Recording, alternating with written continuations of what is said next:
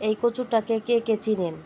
বিভিন্ন জায়গায় হয়তো বা বিভিন্ন নাম থেকে থাকবে, কিন্তু আমরা ময়মনসিংহবাসীরা এই কচুটাকে সাধারণত কচু বলেই থাকি। আমার কচুটা আনা হয়েছিল প্রায় 10-12 দিন হবে। এর মাঝে আমার মনে ছিল না যে আমি কচুটা কিনে এনেছি। আজকে হঠাৎ রান্নাঘরে এসে কচুটা চোখে পড়লো, তো ভাবলাম কেটে দেখি, যদি ভিতরে ভালো থাকে তাহলে কিছু একটা করব, আর যদি নষ্ট হয়ে যায় তাহলে তো নষ্ট হলোই। কিন্তু না, তারপর কেটে দেখলাম কচুটা ভিতরে ভালো আছে। তো আমি আজকে কচুর মালা বড়া বানাবো। এইখানে এই কচুটার বড়া হয়তো বা অনেকে অনেক নামে চিনেন। কে কে এইভাবে কচুর বড়া খেয়েছেন তা আমি জানি না, তবে আজকে আমি এই কচুর বড়ার সম্পূর্ণ রেসিপিটা দিব। যদি কারো কাছে ভালো লেগে থাকে তাহলে ট্রাই করে দেখবেন। আসসালামু আলাইকুম এভরিওয়ান, সবাই কেমন আছেন? আশা করি ভালো আছেন। আলহামদুলিল্লাহ, আমিও ভালো আছি। ও কচুটাকে প্রথমে আমি ছিলে এভাবে চাকচাক করে কেটে নেব। এখন আমি একটা করে কচুর চাক নিয়ে কুচি করে কেটে নেব। এইভাবে কিন্তু অনেকেই পারে না, আবারই অনেকেই পারে। দেখতে সহজ মনে হলেও কাজটা কিন্তু তেমন একটা সহজ না। ফার্স্টে দেখেন আমি সোজা দিক দিয়ে সোজাভাবে কুচি করে নিয়েছি, তারপর অপর সাইডটা আমি কিন্তু একটু বাঁকা করে কুচি করে নিয়েছি, তাহলে কচুর বড়াটা ছিঁড়ে যাবে না। আর যদি একইভাবে দুই দিক দিয়ে কুচানো যায় তাহলে কিন্তু বড়াটা ছিঁড়ে যায়। এই বড়া কুচানোটা আমিও আগে পারতাম না, কিন্তু অনেক চেষ্টা করে আমি সফল হয়েছি। আমি আপনাদেরকে আগে যেইটা দেখালাম ওইটা হলো মাঝখান দিয়ে কচু কেটে বড়া কুচানো, আর এখন দেখাচ্ছি গোল অবস্থাতেই কিভাবে বড়া কুচানো যায়। এটাও অনেক কঠিন, এটা আমি আমার একটা দাদুর কাছ থেকে শিখেছি। এটা দেখেন, এভাবে কুচি করলেও সুন্দর দেখা যায়। কচুটা কিন্তু কিনে এনে 2-1 দিন রেখে তারপর বড়া বানালে ভালো হয়। যদি কোনো কচু গলা চুলকানোর সম্ভাবনা থাকে তাহলে সেটা অনেকাংশে কমে যায়।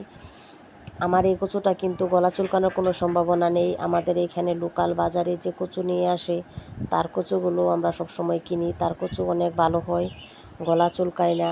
তো এই কচুটা নরম করার জন্য আমি প্রথমে একটু লবণ দিয়ে মেখে রেখেছিলাম।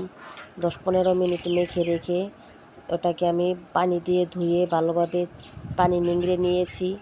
এখন আমি আলাদা একটা পাতিলে চালের গুঁড়া দিয়েছি। এর মাঝে আমি পেঁয়াজ রসুন বাটা, মরিচের গুঁড়া, হলুদের গুঁড়া, পরিমাণ মতো লবণ, জিরা বাটা, জিরা আদা একসাথে বেটে রেখেছিলাম একসাথে দিয়ে দিয়েছি।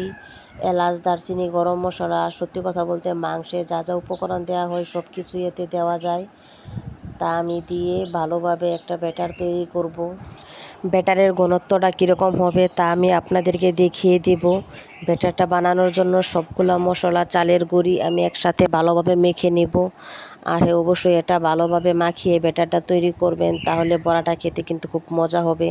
চালের গুঁড়ির সাথে সবগুলো উপকরণ ভালোভাবে মিশে গেলে মজা হবে, এটা আমরা সাধারণত সবাই বুঝি। তারপরেও আমি বলে দিলাম ভালোভাবে মাখিয়ে নেবেন। দেখেন এর ঘনত্বটা কেমন হয়েছে। ঠিক এইরকমভাবে ব্যাটারটা তৈরি করে আপনারা কিছুক্ষণের জন্য রেস্টে রেখে দিবেন।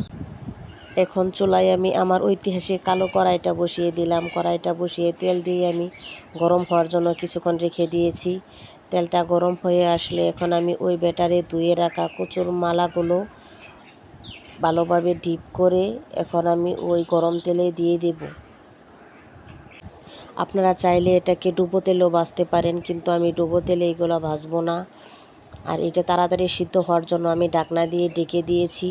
ঢাকনা দিয়ে ঢেকে দিলে তাহলে কচুর ভিতরের কাঁচা ভাবটা থাকার সম্ভাবনা কম থাকে, তাড়াতাড়ি সিদ্ধ হয়ে যায়। এখন আমি সবগুলা বড়া উল্টে পাল্টে ভেজে নেব। দেখেন মাশাআল্লাহ, দেখতে কেমন সুন্দর দেখাচ্ছে।